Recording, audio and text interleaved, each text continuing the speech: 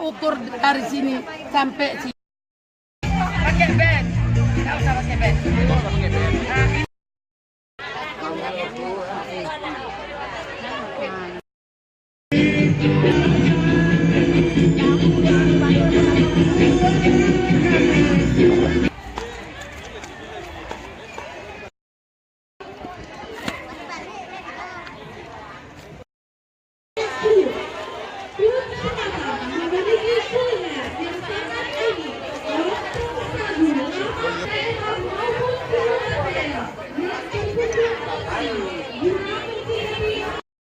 Belum hari megang, memang udah tradisi kami setiap tahun, setiap mau bulan menjelang mau bulan menyambut hari bulan puasa, mau lebaran, kami melemang.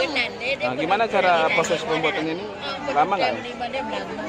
Tengok sini aja, tengok sini. Nggak lama, pertama kita kelapa parut, diremas dulu kelapanya, berasnya dicuci dulu, habis itu kita masukkan santan ke dalam kita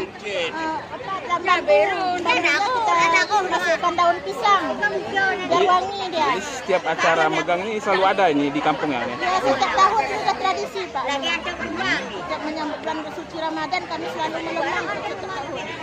Maupun bulan-bulan apa?